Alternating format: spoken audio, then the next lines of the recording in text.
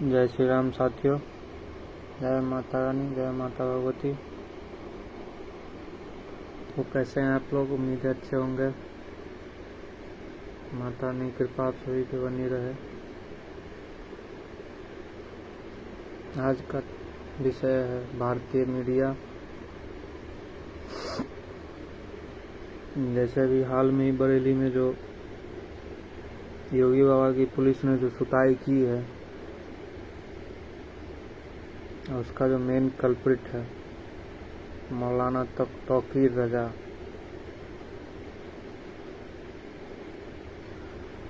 उसके नाम के आगे कोई भी मीडिया चैनल, खासकर आज तक, एबीपी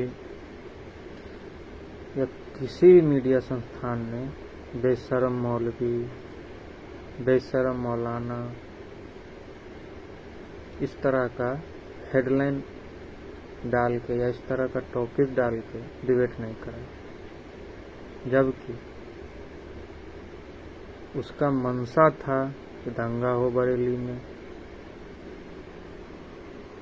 पुलिस प्रशासन की जान जाए, जो कि बरेली पुलिस की एफआईआर में भी मेंशन है। उसका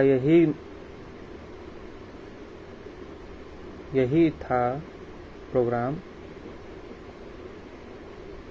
कि भले ही उसमें पुलिस को कितना भी नुकसान हो, पुलिस वाले की जान भी चली जाए, लेकिन दंगा फसाद करना है।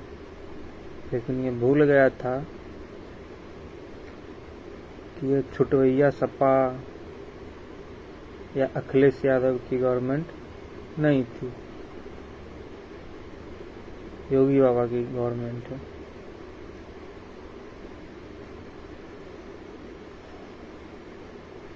और योगी जी सही बोले कि शायद वो ये भूल गया था कि सरकार किसकी है यूपी में।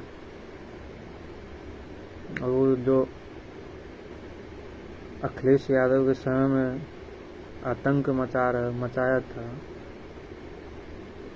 वो समझ रहे थे कि वैसे ही आतंक मचाएंगे, दंगा फसाद करेंगे, प्रशासन कुछ नहीं करेगी, सरकार कुछ नहीं करेगी, हाथ पे हाथ धरी बैठे रहेगी। लेकिन योगी बाबा सबका इलाज, और उनकी भाषा में डेंटिंग पेंटिंग अच्छे से करवाते हैं। दंगाइयों का इलाज करने में कोई कोर कसर नहीं छोड़ते। और इसी से रिलेटेड इस पे भारतीय मीडिया का दोगला चेहरा देखिए कि भारतीय मीडिया जब हिंदू संत समाज हो, जैसे हमारा अनिरुद्धाचार्य जी महाराज हो, प्रेमानंद महाराज हो, ये जो फैक्ट है आज के समाज में, आज के जो सो कॉल्ड मॉडर्न कल्चर में, सो कॉल्ड फेमिनिज्म वाले कल्चर में, जो आज की सच्चाई है, वो सच्चाई बोले। और बोले किसके लिए? सभी के लिए। उसमें कोई ये नहीं कि सिर्फ महिला के विरुद्ध बोले या पुरुष के विरुद्ध बोले, महिला पुरुष दोनों के लिए बोले कि दोनों कहीं न कहीं जो मॉडर्न के नाम पे, मॉडर्न युग के नाम पे जो ये अपना जो आचरण है खराब करते जा रहे हैं, धीरे धीरे अपनी परंपराओं से हटते जा रहे हैं, इस पे बोले। इससे तो ना किसी की जान माल की हानि हुई, ना किसी को कोई नुकसान हुआ, लेकिन फिर भी भारतीय मीडिया क्या चलाई हेडलाइन? बाबा के बिगड़े बोल, बेशरम बाबा। लेकिन वही सेम चीज देखिए मौलाना तौकीर रजा, जिसके वजह से वो तो भगवान की आशीर्वाद है, भगवान का आशीर्वाद है कि यूपी में योगी महाराज जी मुख्यमंत्री हैं, तो इसकी तो पूरी प्लानिंग प्लॉटिंग ही थी कि अच्छे से दंगा किया गया, जिसमें बरेली पुलिस के कुछ जवान भी घायल हुए। इसमें बाद में फोर्सन में बरेली पुलिस ने लाठीचार्ज किया। उसके बाद वहां से पिस्टल बरामद होता है, खोखा बरामद होता है। इसके बावजूद मीडिया की औकात नहीं थी कि वो हेडलाइन ये चलाए या अपना डिबेट का ये बोल रखे कि दंगाई मौलाना, दंगाई मौलवी। क्यों? क्योंकि उसको भी पता है कि ऐसा हेडलाइन लगा के चलाएगा अगले दिन सरतन सिजदा का नारा उसके आसपास आ जाएगा, और हो सकता है कहीं उसका कर भी दे। हिंदू थोड़े ना, हिंदू जैसा टॉलरेट तो है नहीं कि जो मर्जी हिंदू के विरुद्ध कर लो, बोल लो, कुछ भी करो, सब माफ। तो ये तो है हमारी भारतीय मीडिया की असल सच्चाई, और खासकर तो एबीपी न्यूज का तो क्या ही काम है, जिसका सिर्फ और सिर्फ एक ही काम रह गया है, सनातन धर्म, सनातन संस्कृति के बारे में कितना जहर घोला जाए, कितना फेक नैरेटिव चलाया जाए, कितना प्रोपेगेंडा फैलाया जाए। इसका यही काम है। एबीपी न्यूज का असल मुद्दों से, असल मुद्दा क्या है उससे उसका कोई लेना देना नहीं है। तो एबीपी न्यूज चैनल उसको अब कहना ही नहीं चाहिए, उसको बोलना चाहिए कि प्रोपेगेंडा फैक्ट्री है एबीपी न्यूज, सनातन संस्कृति विरोधी हो गई है एबीपी न्यूज चैनल। उसका फंडिंग तो शायद गल्फ कंट्री से आता हो, अरब कंट्री से आता हो, तभी इतना हिंदू धर्म के पीछे पड़ा हुआ है।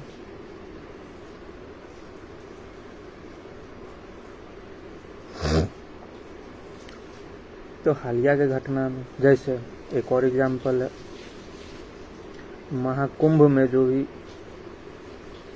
भगदड़ हुई, जो कि नहीं होनी चाहिए, हुई। एक भी जान की क्षति बहुत होती है, एक भी जान की कीमत, उसकी कोई कीमत ही नहीं लगा सकती, एक भी जान जाए। लेकिन यहाँ भी अब मीडिया का दोहरा चरित्र देखिए, यहाँ भी मीडिया का हैसियत और औकात देखिए। जब महाकुंभ में भगदड़ हुई तो महाकुंभ में प्रोपेगेंडा फैलाने के लिए मीडिया चैनल, सभी मीडिया चैनल, खासकर इस महाकुंभ को लेकर विशेषकर जो लल्लन टॉप है, जिसका एक अलग नाम भी है, लल्लन टॉप उर्फ दल्लन टॉप, दल्ला चैनल जो है, उसका तो अलग ही नैरेटिव था। लेकिन वही कुछ दिन पहले, जिसको आप लोग थालापति विजय कहते हैं उर्फ जोसेफ विजय, उसके रैली में स्टैम्पेड हुए, 40 से ऊपर लोग मरे। लेकिन किसी मीडिया चैनल में ना कोई डिबेट, बस एक सिंपल न्यूज पास कर दिया गया कि हाँ इतना भगदड़ में इतना मौत हुआ। कोई डिबेट नहीं, कोई अकाउंटेबिलिटी नहीं कि उस भीड़ में जो मरा, आखिर उसका तो कोई ना कोई अकाउंटेबल होगा, या वहां मरने वाले 40 से 42, 50 आदमी जो भी मरे, उसका आखिर हत्यारा हुआ कौन? उसके लिए जितना टूल किट गैंग महाकुंभ में प्रोपेगेंडा फैला रहा था, उसका जो है मुंह क्यों नहीं खुल रहा है अब? उस जोसेफ विजय के रैली में जो भगदड़ हुआ, जिससे 40-50 आदमी मरे, उस पे अब मुंह नहीं खुल रहा। जितने लेफ्ट लिबरल वामपंथी हैं, कांग्रेसी इकोसिस्टम है, या जितने भी मीडिया चैनल हो, इसको दल्ला मीडिया चैनल बोलिए, जिसको सिर्फ और सिर्फ मतलब है कि हिंदू पर्व त्योहार पे कैसे कटाक्ष किया जाए, हिंदू पर्व त्योहार को कैसे बदनाम किया जाए। जैसे दिवाली आए पॉल्यूशन का ज्ञान फैलाना है, होली आए पानी बचाओ उस पे ज्ञान देना है। जैसे मकर संक्रांति आए पतंग नहीं उड़ाओ, उससे हानि होती है, उस पे ज्ञान देना। लेकिन जब बकरा कटता है, हलाल होता है, तब वो सारा ज्ञान कहाँ चला जाता है? तब मुंह काहे नहीं खुलता है? तब वही मीडिया वाले का औकात क्यों नहीं होता है कि उस पे मुंह खोले? किसी जानवर का जो जान है, वो जानवर का जान नहीं है, उस पे मुंह खोले, उस पे भी अपना ज्ञान दे, प्रवचन दे। यही सेम हमारे देश के न्यायालयों का भी है कि हिंदू अगर कोई भी विषय के लिए हिंदू अगर पिटिशनर है, उसके लिए अलग जजमेंट, और वही विशेष समुदाय से चला गया उसके लिए अलग जजमेंट। तो आखिर ये दोहरा मापदंड कब तक? जब तक हिंदू सहिष्णु बना हुआ है तब तक, और जब तक हिंदुओं के भीतर, हिंदुओं के दिमाग में जो सेकुलर और फर्जी भाईचारे का जो कीड़ा और नशा जो हो गया है ना, तब तक। बाला साहब ठाकरे का एक बात बहुत सही था कि हिंदू होके हिंदू का विरोध करने वाले को समझ आइए डैश करते हैं।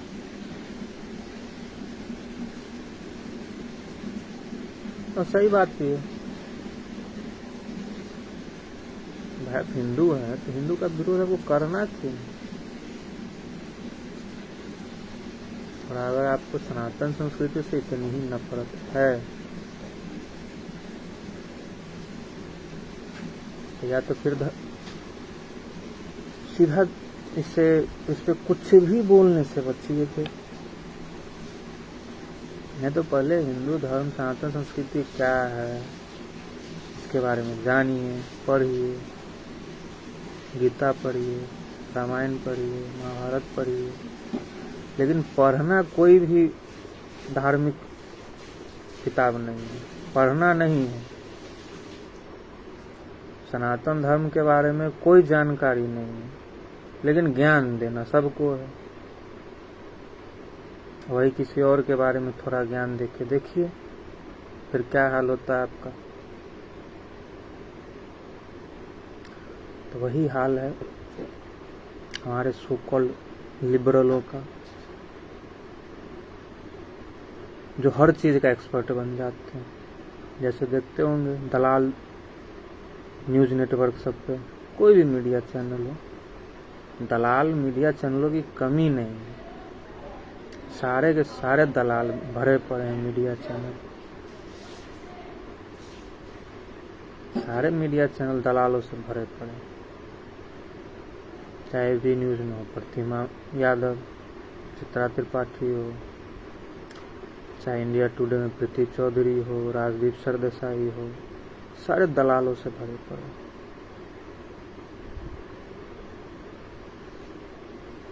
इसको सिर्फ और सिर्फ प्रोपेगेंडा पुश करना है, इसको सिर्फ और सिर्फ राहुल गांधी और राहुल खान का रीलॉन्चिंग कैसे हो, लेकिन भारतीय जनता उतनी बेवकूफ़ तो है नहीं कि वो समझेगी नहीं कि आखिर चल क्या रहा है, कैसे भांडों को वोट दे। ये प्रोपेगेंडा से तो देश चलेगा नहीं। तो ऐसे भांडों का वही इलाज है। जैसे फिर सुनने में आया है कि कहीं फिर विदेश टूर पे गया हुआ है पप्पू गांधी। उसको राहुल खान बोलिए, उसको राहुल गांधी बोलिए, कुछ भी बोलिए, या इटालियन बोलिए, क्योंकि है तो इटालियन ही। और जब जब विदेश जाता है तब तब भारत में कोई न कोई टूल किट लॉन्च करता, और उस टूल किट से भारत सरकार को भी बहुत सतर्क रहना चाहिए।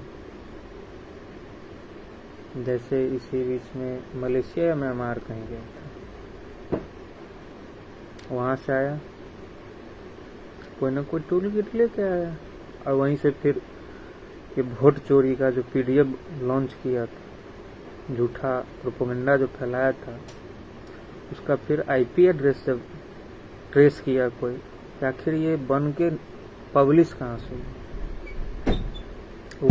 वो निकला विदेश का। आखिर ये किसके हाथ से खेल रहा है, इसको चला कौन रहा है।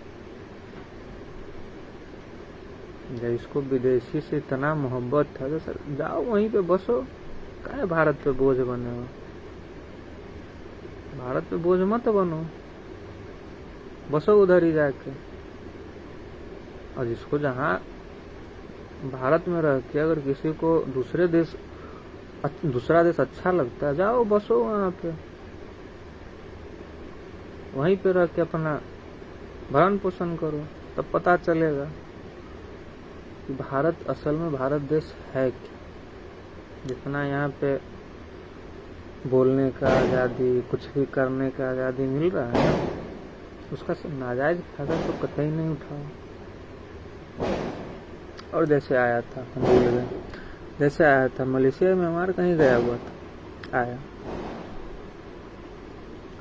कोई ना कोई टूल किट वो लॉन्च किया, उसका प्रभाव देखिए लद्दाख में क्या हुआ। सो कॉल्ड सोनम वांगचुक फरवरी में पाकिस्तान से होके आता है। आखिर इस पे ऐसे लोगों की देशभक्ति पे भरोसा कैसे किया जा सकता है। जब भारत सरकार बैन किए हुए है, कोई पाकिस्तानी भारत में नहीं आ सकता। भारत का पाकिस्तान से संबंध नहीं अच्छा है, फ्रेंडली संबंध का तो कल्पना ही मत कीजिए। फिर भी आप अगर पाकिस्तान जाते हैं तो आपकी नीयत खोटी है, आपकी नीयत में कुछ न कुछ तो है, तभी आप गए। और लद्दाख में क्या किया, वो सोच रहे थे कि नेपाल वाला हाल होगा, लेकिन शायद भूल गए थे कि भाई भारतीय सेना जब पिछवाड़ा सुझाना शुरू करेगी तब पता चलेगा।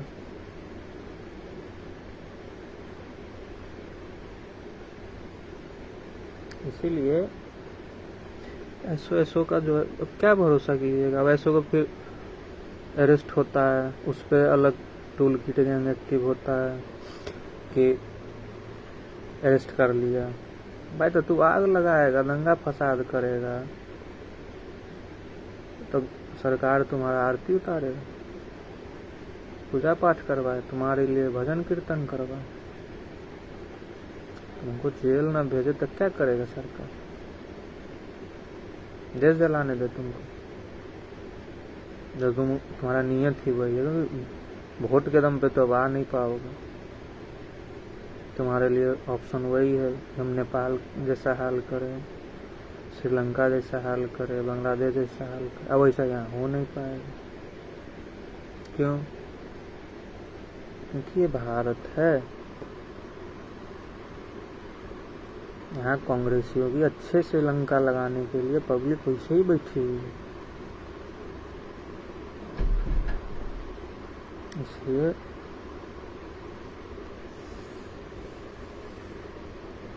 इसी वजह से तो थर्ड टर्म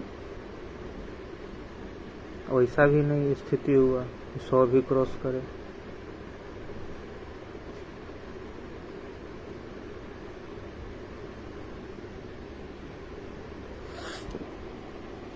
चलिए,